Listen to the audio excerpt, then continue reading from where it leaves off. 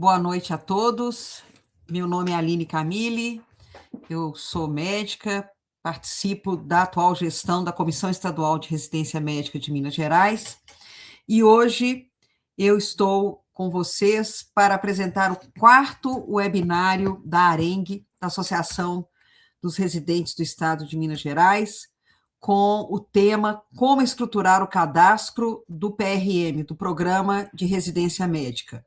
Instituição, projeto pedagógico e início do cadastro.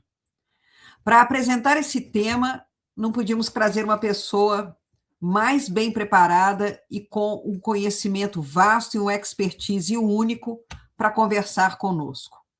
É a doutora Tânia Marcial, médica clínica, infectologista, mestre em medicina tropical pela UFMG, e atualmente ela é a presidente da Comissão Estadual de Residência Médica. Nesse currículo, ela também traz o título de ser fundadora da ARENG.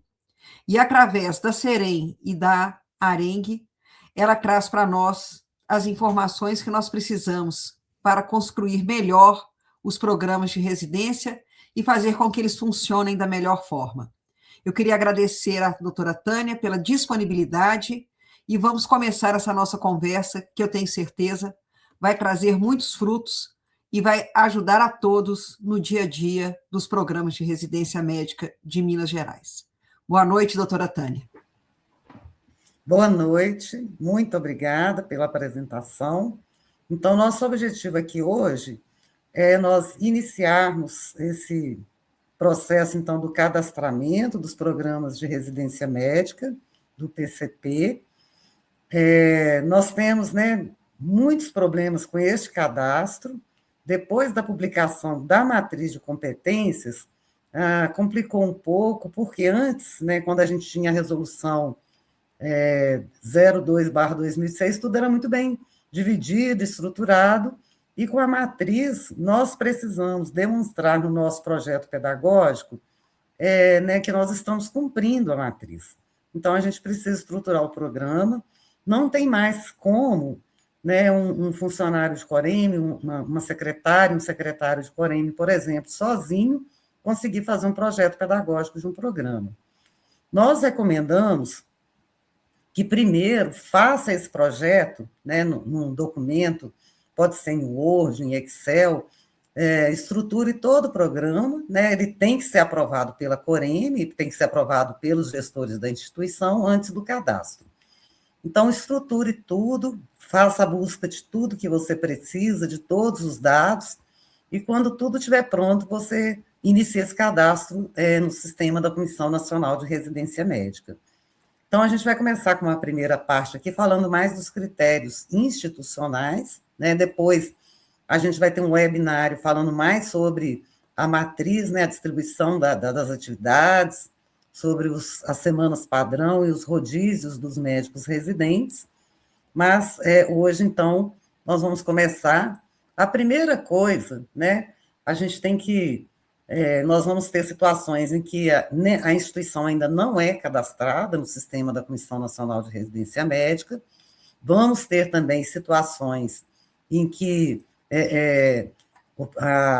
o programa já é cadastrado, mas você quer solicitar um programa novo, quer solicitar uma autorização, ou você quer solicitar um aumento de vagas, quer solicitar uma renovação de reconhecimento. Então, são várias situações, e a gente vai estar falando um pouquinho sobre cada uma dessas situações. A primeira coisa, o endereço eletrônico é esse que aparece aqui, ciscnrn.mec.gov.br.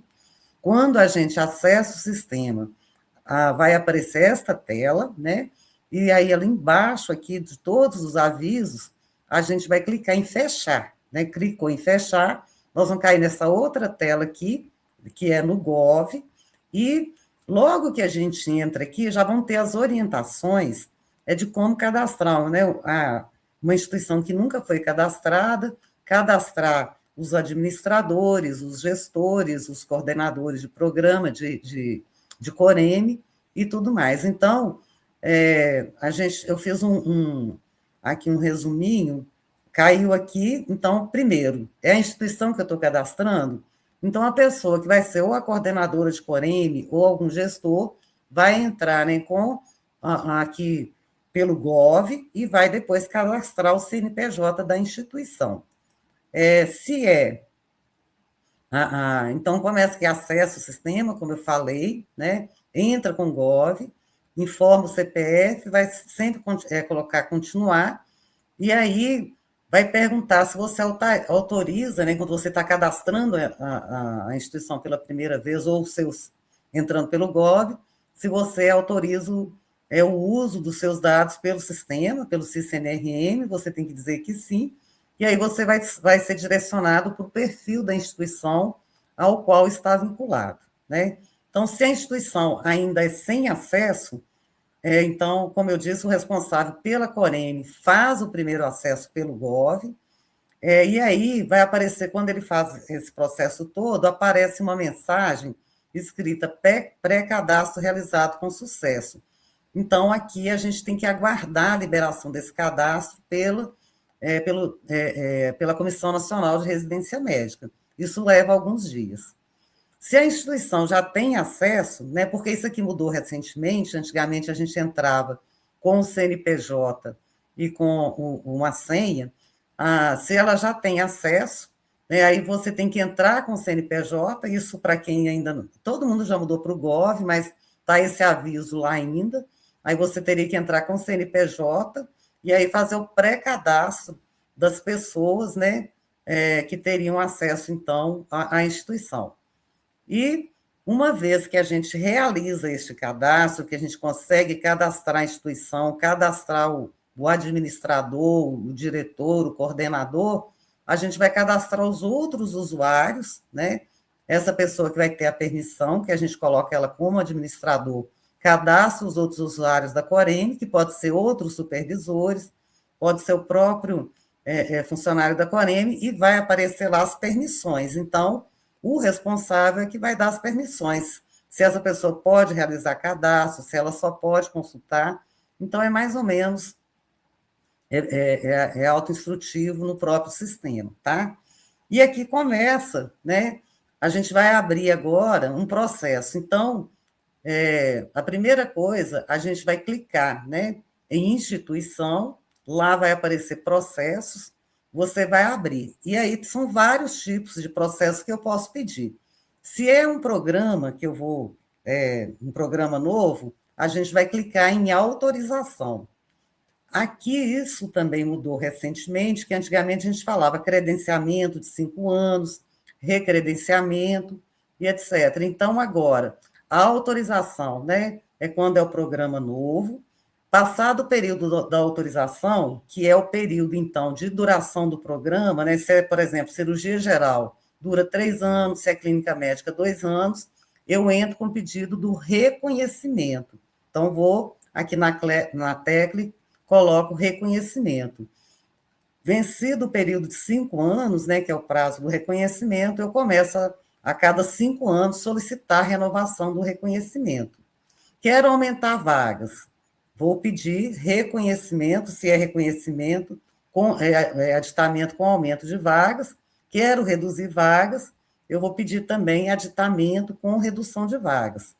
A questão das vagas, a gente tem que prestar atenção, porque também aqui tem, né, um item que é só aditamento para aumento de vagas. Geralmente as pessoas não usam o sistema para solicitar redução de vagas, mas quando eu vou pedir aumento de vagas, então, se é só aumento de vagas, meu programa está com renovação de reconhecimento, que vence em 2029, mas em 2027 eu quero aumentar a vaga, então eu vou pedir aqui só aditamento de vagas. Aqui as pessoas às vezes confundem e colocam, misturam isso aqui. Então, tem que saber o que você está querendo, né, para cada uma dessas coisas aqui, para não errar no cadastro.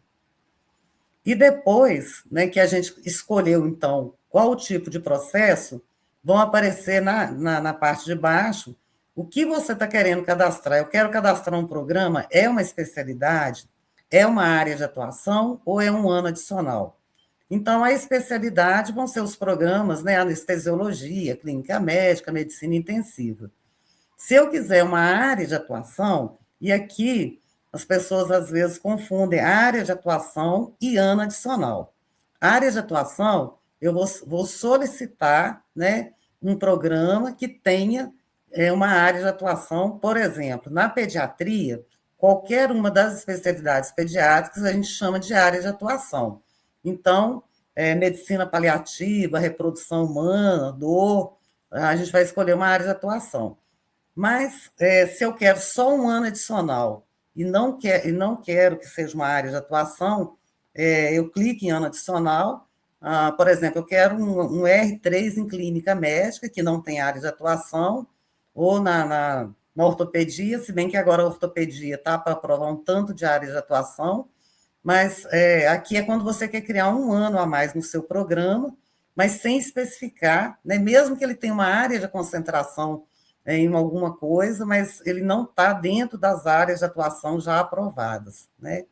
Então, quando eu escolho especialidade, né, a gente vai lá e coloca a especialidade. Se é área de atuação, mesmo sendo área de atuação, primeiro eu coloco a especialidade, porque vai aparecer a área de atuação da especialidade, tá?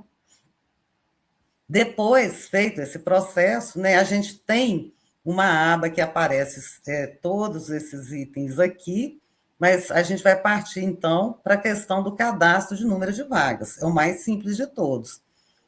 A gente clica em número de vagas, vai aparecer, de acordo com o programa que eu solicitei, né? E eu clico lá no R1, que eu quero uma vaga, automaticamente preenche para os outros anos do programa, então eu só vou clicar para o R1. Aqui, excelente, fácil e tudo mais. O problema é quando eu quero pedir aumento, né, o aditamento com aumento do número de vagas. O que acontece aqui? Meu programa, por exemplo, já tem 3 vagas credenciadas. Eu quero pedir mais 2 vagas.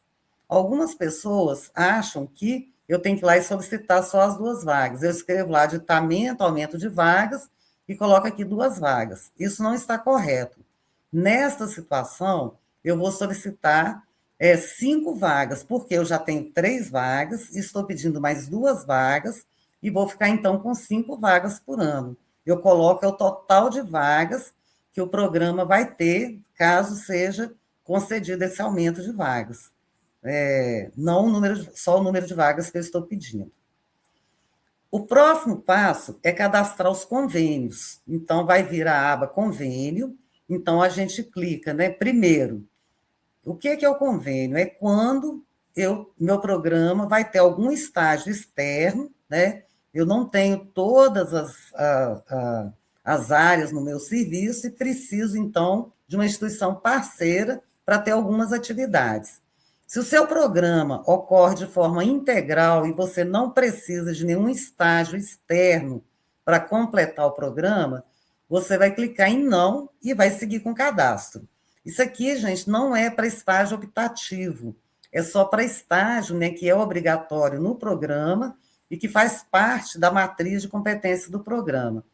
Se eu tenho, né, estágio em outra instituição, eu vou, então, cadastrar aqui em convênio, vou clicar em mais novo convênio, vou procurar o CNPJ da instituição que tem convênio, né, por exemplo, aqui eu coloquei um CNPJ, que é o CNPJ da Santa Casa de Belo Horizonte. E vai aparecer, você coloca o CNPJ, coloca em pesquisar e aparece a instituição. Muito importante você fazer a descrição da atividade, né? Então, por exemplo, eu tenho um programa de oftalmologia e não tenho cirurgia de catarata e vou fazer cirurgia de catarata lá na Santa Casa. Eu tenho que colocar aqui as atividades, né, que eu vou realizar na instituição que eu tenho convênio. E o que eu colocar aqui no convênio, depois tem que aparecer lá na distribuição de atividades. Tem gente que vem aqui, coloca o convênio e depois não mostra lá no projeto, né, aonde que isso acontece, por quanto tempo. Se tem mais de uma instituição, a gente vai cadastrando mais convênio. Então, você pode cadastrar todas as instituições que tenha convênio com a sua instituição e que você faz estágio externo. E o próximo passo, então, a gente sempre vai clicando em salvar e voltar, salvar e voltar. é a questão da financiadora. A financiadora é quem paga a bolsa, tá? Então, se a instituição é a própria financiadora, ela mesma paga as bolsas do programa, você informa o CNPJ da sua instituição mesmo. Se, por exemplo, a bolsa é paga pelo SIG Residências, pelo programa Pró-Residência, a gente, então, usa o CNPJ do Ministério da Saúde. Aí vai aparecer no seu programa, lá, então, que o financiador do seu programa é o Ministério da Saúde. Hoje não existe mais Bolsa MEC, né? Só tem bolsa, no caso, né, do Ministério da Saúde. Então, você escreve esse CNPJ, vai aparecer o Fundo Nacional de Saúde, Ministério da Saúde. Se a minha instituição tem o programa, mas existe uma outra instituição que pague a bolsa, eu vou clicar no CNPJ da outra instituição. E aqui, as pessoas perguntam, bom, mas eu estou abrindo agora um programa novo, eu não sei se eu vou ganhar a bolsa, então eu devo colocar o CNPJ da minha instituição ou o CNPJ do Ministério da Saúde. Então, aqui, algumas pessoas colocam o próprio CNPJ e vão solicitar a bolsa, e outras colocam do Ministério da Saúde. Se você só for abrir vaga, se tiver a bolsa, você pode usar o do Ministério da Saúde. Agora, se você não conseguir a vaga e for financiar a bolsa, você coloca o CNPJ da sua instituição mesmo. Isso, gente, depois não impede que você ganhe bolsa, se você cadastrar o da sua instituição. Então, agora é um programa que eu estou fazendo renovação ou renovação de reconhecimento. A bolsa já é paga pelo Pró-Residência, pelo Ministério da Saúde, eu já entro com o CNPJ do Ministério da Saúde. E eu vejo que as pessoas não usam essa regra, porque a maioria dos PCPs cadastrados no sistema estão com o CNPJ próprio. Depois vem cadastro da produção em serviço, tá? Então, a gente clica em produção em serviço. O que acontece aqui? Aqui, a Comissão Nacional de Residência Médica quer conhecer qual que é a infraestrutura do seu serviço. Então, vai vir leitos de internação. Os leitos de internação é o da especialidade, do programa que eu estou cadastrando, leitos de CTI, número de atendimentos ambulatoriais, de procedimentos cirúrgicos de pequeno porte, de médio porte, cesárea. Então, aqui, se eu estou cadastrando um programa, né, que vai ter estágio em enfermaria, eu tenho que colocar o número de leitos, né? Estou cadastrando aqui um programa de ortopedia. Ortopedia não precisa de sala de parto e nem de cesárea, então eu vou aplicar no quadro não se aplica. E aqui é muito importante, porque eles costumam, às vezes, na reunião plenária, até abrir essa aba aqui quando tem dúvida sobre a instituição para consultar, e a gente olha também, né, o número de vagas que o programa está pedindo, então eu peço lá 4 vagas de clínica médica. Olha, aqui tem 10 leitos de clínica médica. Então, eu concluo que provavelmente esse serviço não teria condições de ter 8 residentes. Então, a gente, quando vai avaliar um programa, olha muito esse dado aqui da produção em serviço, né? E depois cadastro esse aqui, já vem discriminado para você cadastrar, mas digamos que eu estou fazendo um programa de radiologia. Eu quero cadastrar, então, apesar de depois, lá no próprio programa, eu conseguir cadastrar, mas quero cadastrar os exames de endoscopia, outros procedimentos, né, na oftalmologia, quero cadastrar quantas cirurgias faço para várias situações, você coloca em mais serviços e vai cadastrando os procedimentos, que é importante para aquele programa que eu estou criando, ou que eu estou pedindo renovação de reconhecimento. Então, toda vez que eu quiser cadastrar uma coisa que não aparece, eu clico em mais novo serviço e vou cadastrando, e depois não esquecer de salvar, tá?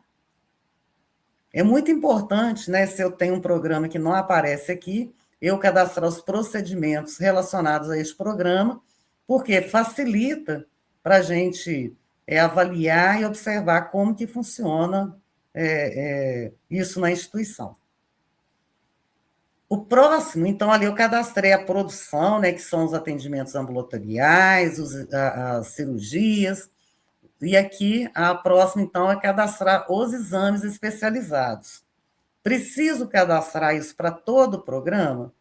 Aqui é bom cadastrar, né? Porque, mesmo, por exemplo, estou cadastrando um programa de clínica médica, o residente de clínica médica não precisa realizar ressonância magnética nuclear ou tomografia. Mas, ao mesmo tempo, quando você faz o cadastro, permite que a gente observe, né, qual a situação propedêutica da sua instituição, quais os exames que você possui ali. Mas se é um programa, né, de endoscopia, eu tenho que cadastrar o número de endoscopias e que tipo de endoscopia que a minha instituição faz, né? E aqui a gente sempre vai cadastrando mais novo exame especializado, vai colocando, coloca o número que o serviço tem e o provável número que cada residente iria fazer.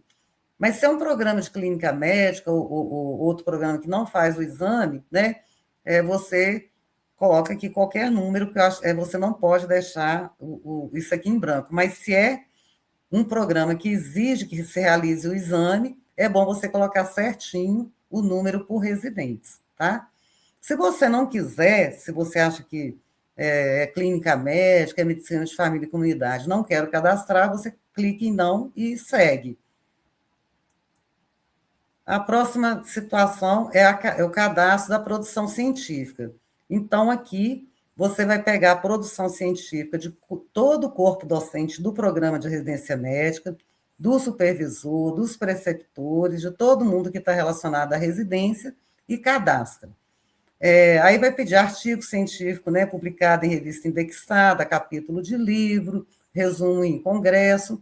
Se não tem, vai clicando e não se aplica, né? Lembrando que a residência médica é treinamento em serviço, é treinamento prático, não se deixa de credenciar um programa porque o corpo docente não tenha produção científica. Mas, se tem produção científica, né, a gente vê que as pessoas ali estão voltadas para essa situação, mas não é uma situação que define autorizar ou não autorizar o programa. Se não tem, vai clicando e não se aplica. Depois é o cadastro, então, de instalação e equipamentos, né? E aí, isso aqui, gente, não tem. O que vai aparecer? Vai aparecer se tem biblioteca, se tem internet, se tem alojamento. Se você colocar um não aqui, aí acabou, não aprova, porque são itens obrigatórios para você ter um programa de residência médica.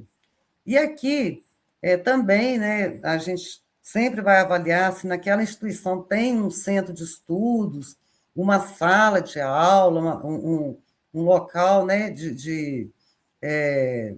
para os residentes terem esse descanso, alojamento, mas sala de aula, auditório, tudo que você quiser, você vai colocando mais novo equipamento e pode ir cadastrando aqui. Os 3 que vão aparecer na hora que a gente abre o sistema são biblioteca, alojamento a, no caso, acho que é acesso à internet. Então, sempre, tem que marcar assim aqui, e você precisa ter isso para ter um programa de residência médica. Então, né, a biblioteca, o alojamento, precisa de ter. E agora nós começamos com o mais, assim, então cadastramos tudo da instituição, demonstramos a nossa capacidade, quantas vagas nós queremos, né? A produção em serviços, equipamentos. Com isso, a gente já consegue mapear como é a nossa instituição. Daqui para frente, então, começa o cadastro propriamente dito do projeto pedagógico. Quando a gente clica em projeto pedagógico, né, vai aparecer uma outra aba, e o projeto pedagógico ele vai ter esses itens: o objetivo do programa, qual que é o corpo docente, quem é o supervisor, a matriz curricular, aqui os equipamentos para o programa, no caso de um programa, né, de radiologia, de radioterapia, quais são os equipamentos que eu tenho específicos para o programa. Tem outros tópicos do projeto, a semana padrão e os rodízios. Os objetivos do programa, então, vai aparecer esta aba aqui, quando eu clico em projeto pedagógico, aparece essa nova aba.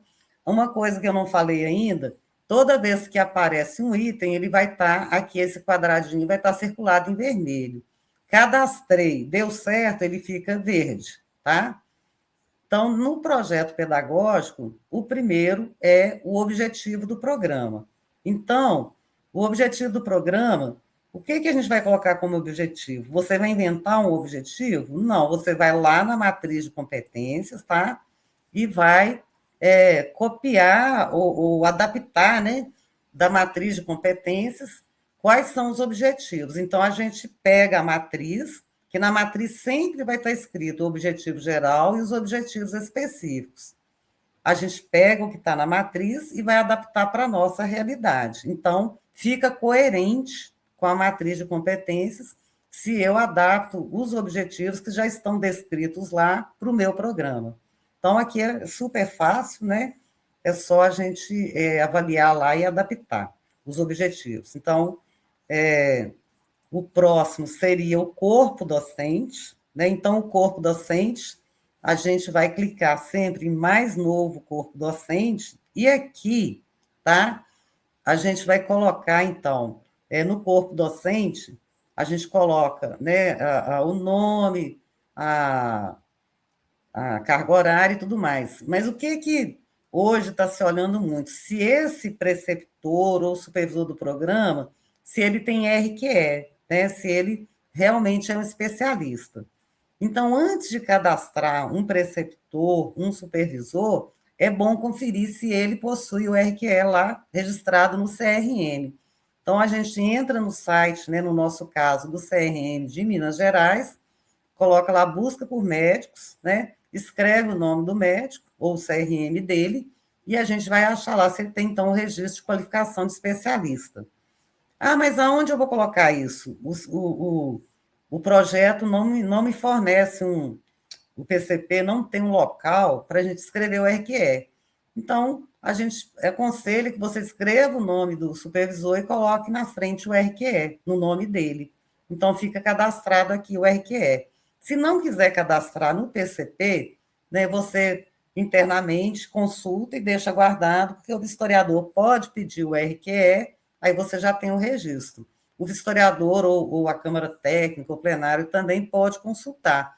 Mas é bom, né, que você, porque para ser preceptor ou ser supervisor do programa, hoje se exige, né, que o médico tenha o título de especialista registrado no Conselho Regional de Medicina. Então, procure pelo o RQE. E aí vem os dados, então. Primeiro, a função. São 3 funções que a gente vai encontrar lá. A função de preceptor, né, a gente vai selecionando aqui, escreve o nome, escreve o RQE aqui na frente, e vai a qualificação, vai olhando a qualificação médica, né? Aí, no caso, o nome, então, o nome completo com RQE, a qualificação. Na qualificação, vão aparecer os seguintes itens, né? Se ele tem mestrado, doutorado, pós-doutorado, então a gente começa escolhendo da maior graduação pela menor graduação. Então, a ordem seria, né? Se ele tem livre docência, pós-doutorado, doutorado, mestrado, o especialista. Aparece aqui ainda o graduado, só que como hoje, né, o preceptor tem que ter o RQE, a gente não vai escolher a opção graduado. Depois vai aparecer o tempo de dedicação, né? Esse tempo de dedicação, não, a gente pede para colocar o tempo a carga horária dele dentro do serviço mesmo, tá? O tempo de experiência na especialidade, então, né, se ele tem 5, 10 anos, quanto tempo ele tem na especialidade. E vai preenchendo aqui, depois salva e volta, tá? Então, a outra coisa, nesse item que é muito importante, você vai colocando a carga horária. Aí eu coloco, né, quando a gente vai avaliar um projeto, nós olhamos se o número de preceptores e a carga horária de preceptores é suficiente para o número de residentes, número de vagas que eu estou pedindo. Então, se a gente consultar a resolução, né, da Comissão Nacional de Residência Médica 16/2022, lá tem, né, que a gente tem que ter um preceptor para cada 2 residentes, não sei o quê, não sei o quê. Mas, na prática, o que, que a gente olha? Se eu cadastrar aqui 4 preceptores, coloco que cada um tem 12 horas semanais, qual que é a cobertura? 48 horas. Qual que é a carga horária de um residente? 60 horas. Por aqui eu já vejo que eu não tenho preceptor suficiente neste programa para ter a preceptoria em período integral do médico residente. Se eu colocar, né, uma carga horária de 60 horas para todos, se um sair, já fica desfalcado. Então, a gente vai observar pelo número de vagas, né, que você escolheu, quanto que qual a carga horária de preceptoria, se é possível, com o que está cadastrado aqui, eu ter uma cobertura real de preceptoria em período integral das atividades do médico residente. Então, em regra geral, se aqui eu somando a carga horária de todos os preceptores já deu menor que 60, já está errado, né? Então, por isso a gente escolhe na carga horária, é a carga horária dele no serviço, e a gente presta atenção nisso, né?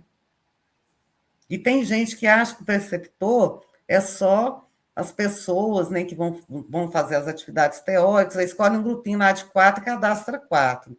O plantonista é preceptor, o médico do CTI é preceptor, então todo mundo que faz supervisão da atividade do residente é preceptor. E, às vezes, né, cadastra um número muito menor do que o número real de preceptores da instituição.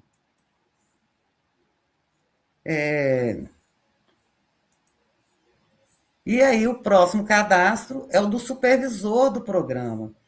Então, o supervisor do programa, né, ele precisa também de ter o RQE, é obrigatório que ele tenha o RQE na especialidade pretendida, e vem os itens aqui que a gente vai preencher, o nome completo, qual que é a qualificação profissional, aqui tem que registrar o número do RQE, né, e vai perguntando se ele tem experiência acadêmica com ensino, se ele já tem experiência prévia com residência médica, como supervisor, como coordenador de residência. Então, se não tem, você vai escrevendo não possui. Né? Claro que o título especialista é obrigatório que tenha, mas não teve experiência com supervisão ainda, escreve não possui, vai escrevendo não possui.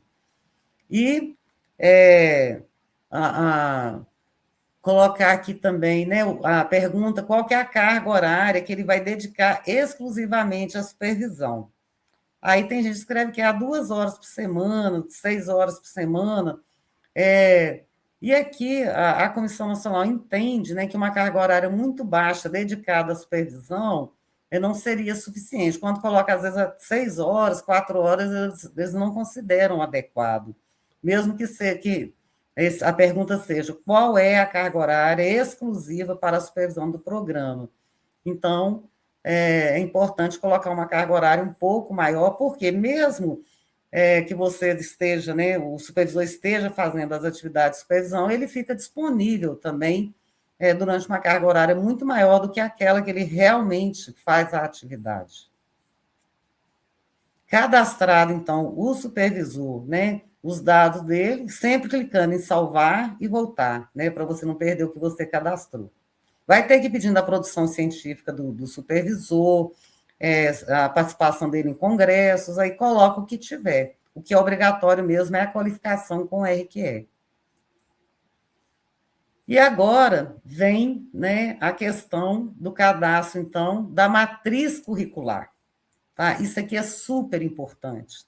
A gente vai falar um pouco hoje, e no nosso próximo webinar a gente vai falar mais, e é aqui, né, que a gente vai ver tudo do projeto.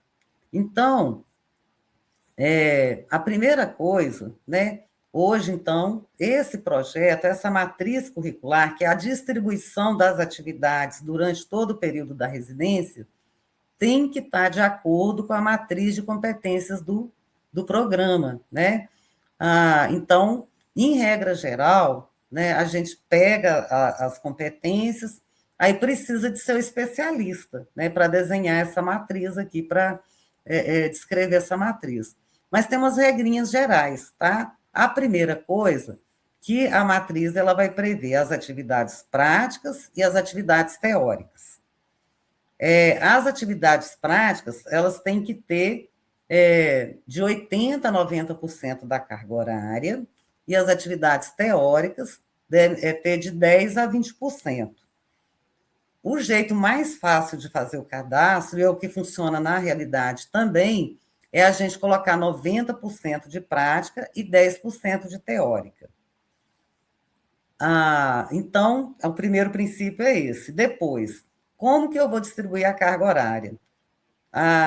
Foi convencionado pela Comissão Nacional de Residência Médica que o ano do médico residente ele possui 48 semanas. Então, muita gente vai lá e cadastra, distribui em 52 semanas.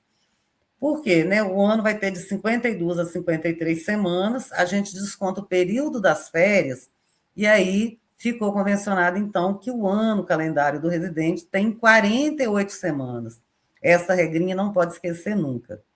Ora, então, se eu tenho um ano com 48 semanas, e já sei que a carga horária semanal, né, da residência médica, todo mundo sabe, é 60 horas, se eu multiplico, então, 60 vezes 48, eu vou ter um total de carga horária de 2.880 horas anuais.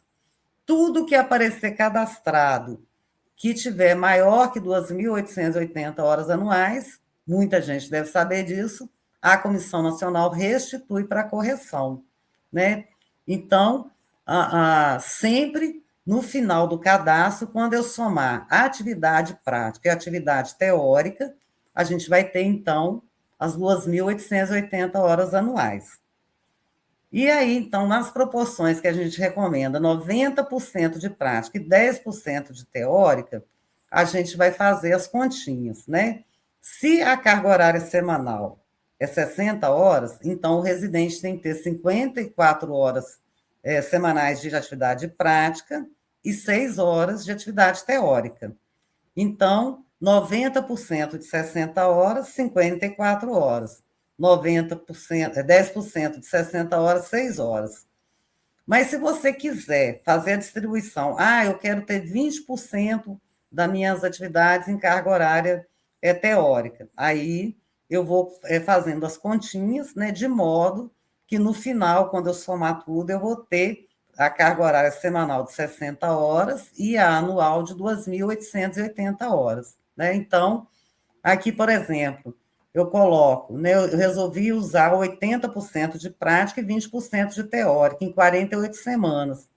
Então, eu vou ter 12 horas semanais de atividade teórica, quase ninguém faz isso, né?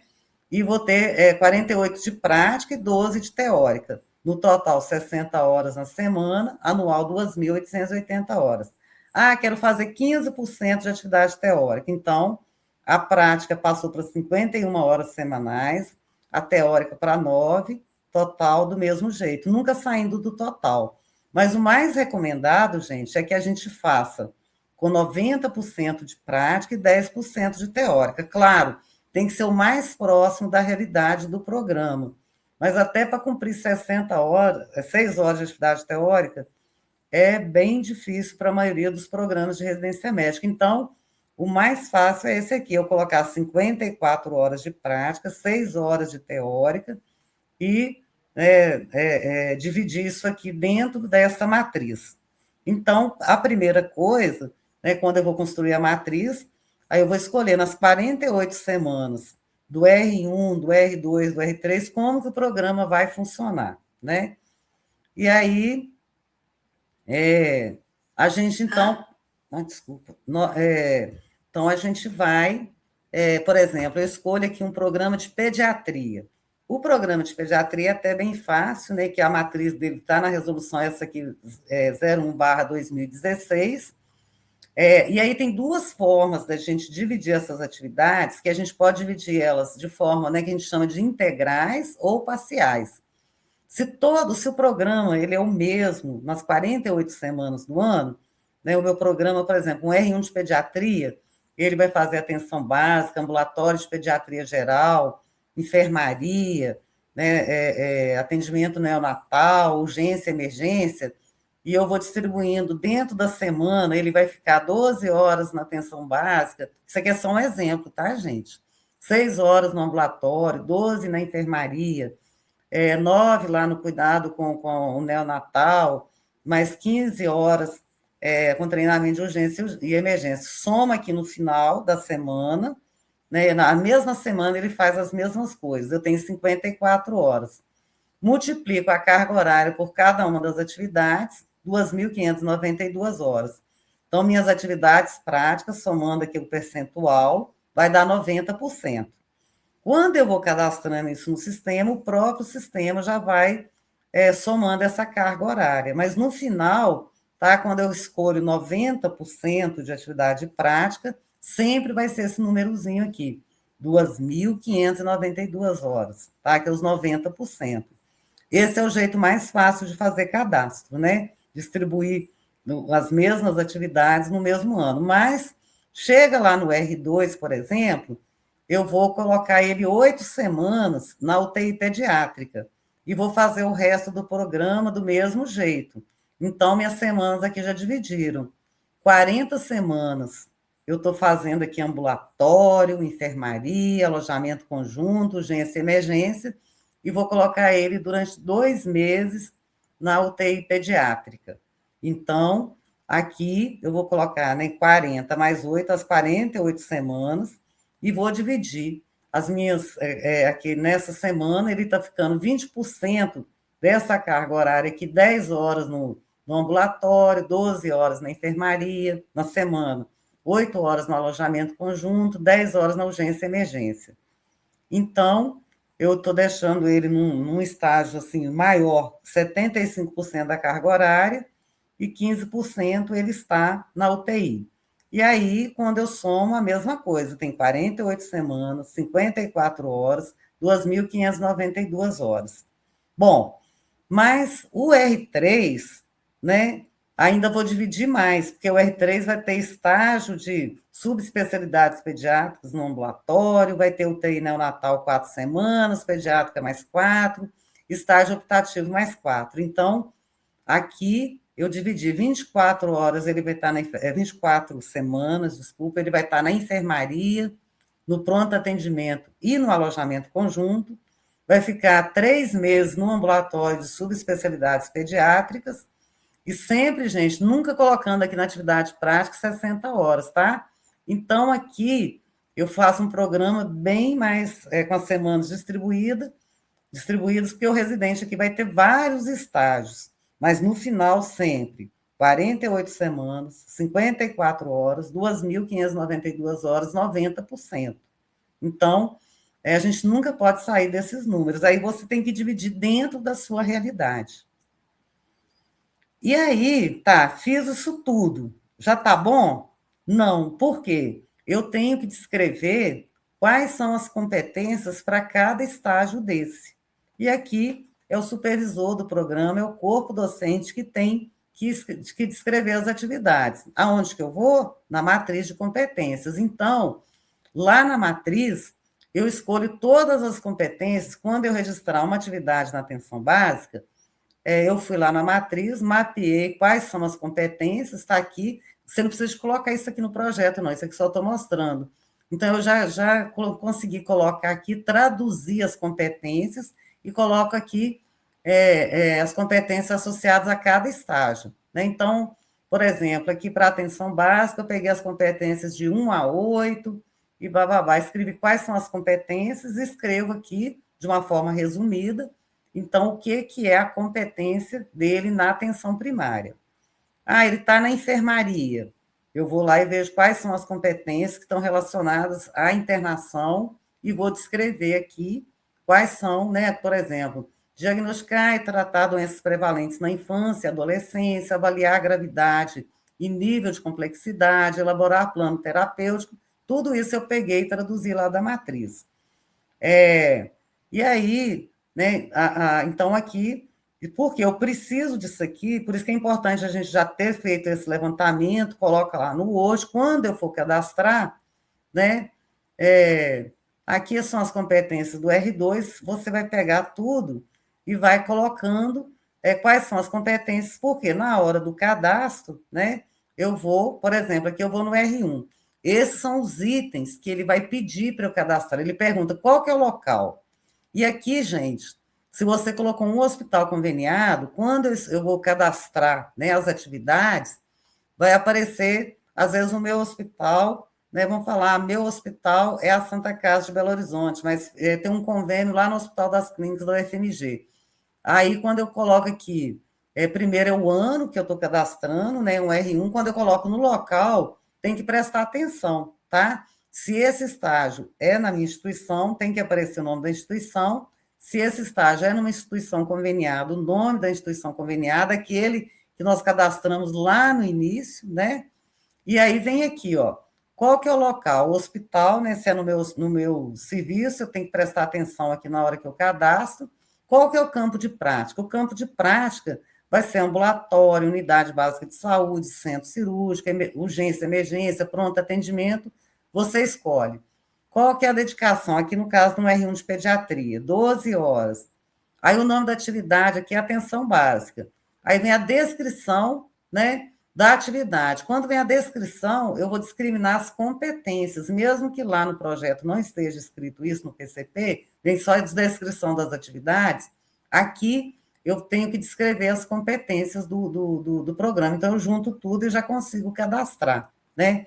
Aqui, não sei se está dando para ver, é um cadastro completo de um R2 de pediatria. Então, vai aparecer isso aqui, eu coloquei o campo de prática. Ah, outra coisa, quando não aparece lá o nome do local, eu posso escrever treinamento em serviço, né? E vou colocando, vou distribuindo a carga horária, e no final do seu cadastro, aqui, ó, 2.592, 100%, mas 100% das atividades práticas, porque eu estou cadastrando só atividade prática. E o próximo, então, atividade teórica, né, que a gente pode colocar de 10% a 20%. Ah, não, aqui as atividades teóricas são super fáceis, a gente vai colocar, então, no final vai dar 288, quando eu somar 2.592 mais 288, eu vou ter aquelas 2.880 horas. Então, por hoje, eu queria mostrar isso para vocês, né? E na próxima, nosso próximo webinar, a gente vai fazer a distribuição das atividades teóricas, a gente vai terminar de fazer o projeto pedagógico e a gente vai fazer uma demonstração prática do cadastro, né? Então, assim, por hoje, eu acho que já é bastante informação, isso que a gente queria mostrar. E agora eu estou disponível para responder dúvidas, se tiver dúvidas.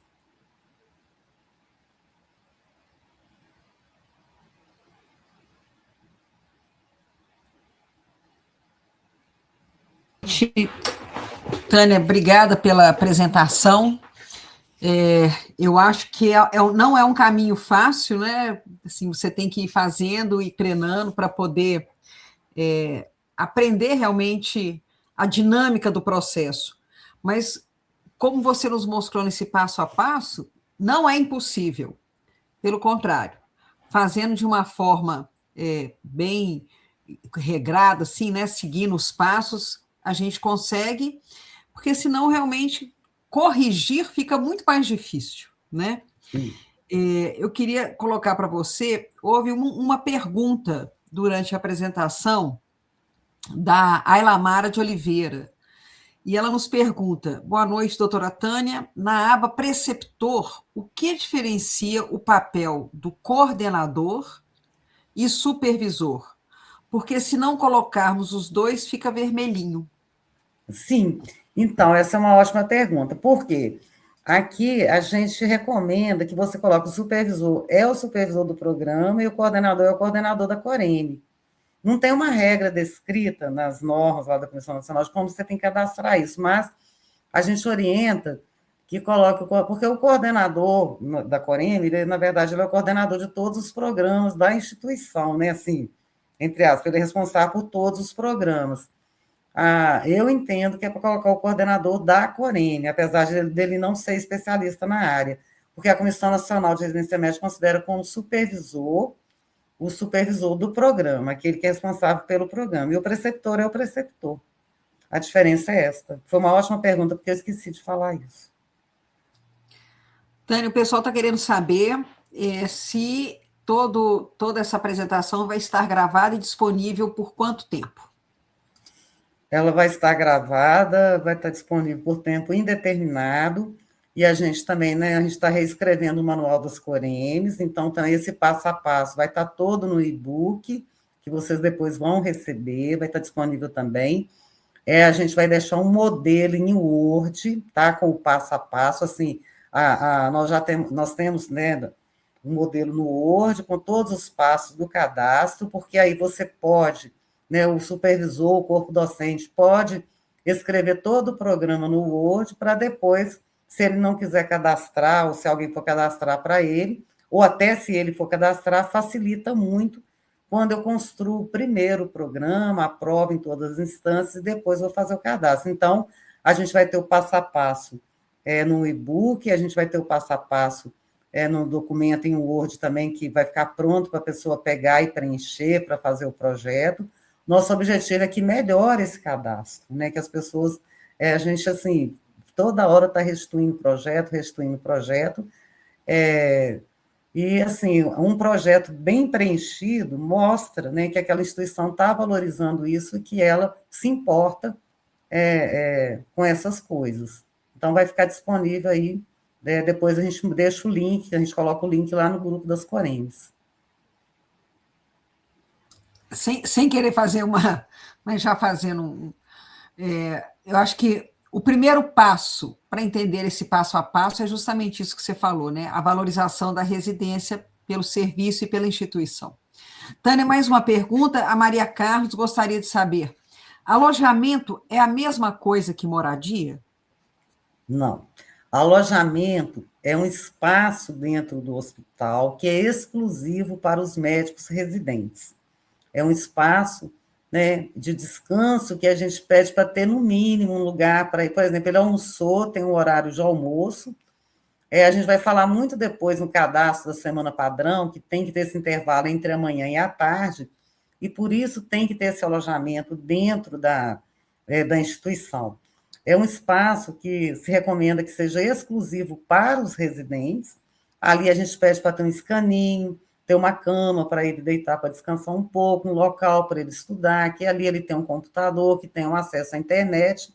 É o mínimo, né, que o hospital pode oferecer para os residentes, principalmente aqueles que têm o programa do Pró-Residência. O Pró-Residência, se vocês lerem o edital, né, eles exigem esse alojamento. E é diferente da moradia, tá? Porque a moradia, até algumas pessoas questionam, agora que tem o auxílio moradia, não precisa mais ter o alojamento dentro do hospital? Então agora o residente pode almoçar e ficar lá na rua descansando, no jardim do hospital, porque já resolveu o problema, porque tem o auxílio moradia, né? Não, essas são coisas diferentes. Então, o espaço, né, que a gente exige que tenha esse espaço dentro do hospital, um espaço exclusivo para os residentes. Mas não é a moradia em si. Temos mais uma pergunta do Marcos Paulo Milagres. De parte da Serem e da Comissão Nacional de Residência Médica, há algum número máximo de pacientes que um residente de clínica médica deve acompanhar numa enfermaria comum de clínica médica? 8, 10? Então, nós já tivemos resoluções da Comissão Nacional de Residência Médica que determinava esse número mínimo, por exemplo, para a pediatria era de 5 a 10, para os outros programas eram de 8 a 10 pacientes. Tudo depende da gravidade dos pacientes, de tudo mais. Não existe hoje, escrito assim, olha, um residente de clínica médica ou de qualquer especialidade deve ver de 10, 12 pacientes. Mas nós recebemos muita reclamação, né, de sobrecarga do residente dentro do serviço por excesso de pacientes na unidade de internação. O mais comum é da clínica médica. Então, a gente avalia a situação, cada situação é de um jeito, mas, por exemplo, você coloca lá 15 leitos, 16 leitos, 20 leitos para um residente olhar, isso é impossível, tá? isso não funciona. Então, a gente continua, quando a gente vai fazer a vistoria, quando tem uma denúncia, a gente vê primeiro a situação daquele hospital e do paciente, que tipo de paciente que é, mas a gente está sempre, assim, mais ou menos nos 8 a 10 pacientes mesmo, quando a gente vai avaliar, porque o nosso problema aqui é ter sobrecarga do médico residente ali na unidade de internação. Se está tendo sobrecarga de serviço, né, então a gente vai recomendar ou vai exigir que se reduza os leitos. E também, da mesma forma, o residente olhar muito pouco leito, né, você coloca lá um residente de clínica médica, cada um está olhando 3 leitos, 3 pacientes, né, no caso, assim, ele é responsável por 3 pacientes na enfermaria, é muito pouco. Então, como não tem esse número determinado, a gente avalia situação por situação, mas um número excessivo que gere sobrecarga é critério para intervenção. Nós temos ainda mais uma pergunta. O cadastro para novos programas é aberto somente uma vez ao ano? E, neste momento, eu posso fazer outras alterações além do cadastro, como solicitação de vagas? O cadastro está aberto, está previsto de fechar no dia 31 de agosto. O CISNRM, que é esse sistema, né, o cisnrm.mec.gov.br, ele deveria ficar aberto do dia 1º de abril ao dia 15 de junho, isso é o que era convencionado, mas nessa gestão atual da Comissão Nacional de Residência Médica, ele não está respeitando esse prazo, porque tem até muita bolsa, né, para disponibilizar, para ser utilizada. Então, esse ano, por exemplo, ele está aberto agora até o dia 31 de agosto, mas eu não sei dizer, porque aí não sou eu que resolvo isso. Pode ser que, pelo número de bolsas disponíveis que o Ministério da Saúde tiver, que eles até prorroguem isso. Houve uma conversa e tudo, que iria ficar aberto, assim, sem fechar, ele ficaria aberto o tempo todo, como, por exemplo, as bolsas, hoje, solicitação de bolsas, fecha periodicamente, mas está sempre aberto. Mas a informação oficial é que fecha já 31 de julho, mas pela nossa experiência, eles devem abrir de novo. Então, assim, existe a época que ele fica aberto e que você consegue fazer o cadastro. Agora, tramitou o processo, que nós vamos ver na próxima vez como é que é essa questão da tramitação, você não consegue mais mexer no projeto, tá? Ele não fica aberto para você reeditar, uma vez que você envia para análise da Comissão Nacional de Residência Médica, você não consegue mais mexer nesse projeto. Se chega lá, passa na plenária, não deu certo, eles vão restituir e só a Comissão Nacional é que consegue restituir. Nós da Serem, por exemplo, não temos senha para restituir um programa para uma instituição. Aí restitui, e restitui a parte específica que você tem que fazer as correções, né?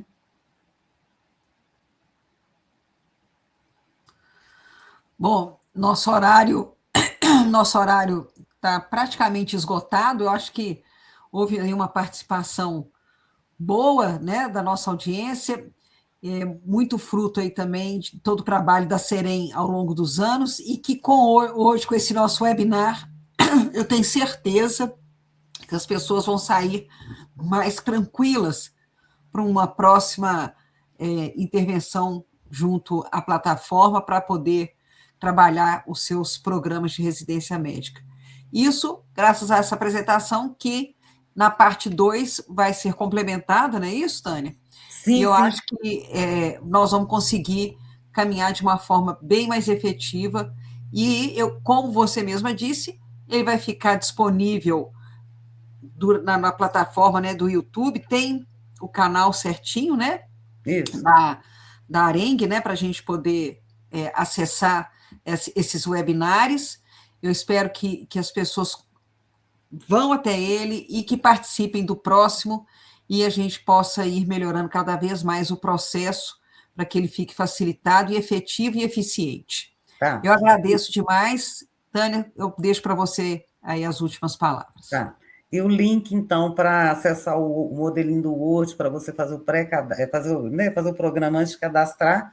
Depois também eu vou disponibilizar no grupo lá do WhatsApp das Corenes, para as pessoas que tiverem interesse em pegar, né, o modelinho do Word lá com as orientações no próprio documento, que fica mais fácil, né? Espero, né, que a gente consiga melhorar nossos cadastros. Estamos à disposição na Serem para as orientações também. Muita gente deixa, né, tudo por conta do secretário ou da secretária da Coreme, mas cabe ao supervisor, o coordenador da Coreme, as pessoas estarem ajudando e tá criando essa cultura mesmo, né?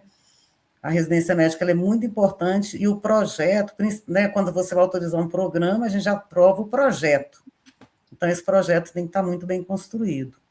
Agradeço, né, a participação de todos e até a próxima, que a gente vai fazer depois, então, terminar de fazer o projeto e, né, fazer algumas demonstrações de cadastro mesmo no sistema. Boa Então, noite a vamos todos. para a parte 2 em breve. Sim, Muito obrigada. Boa noite a todos. boa noite.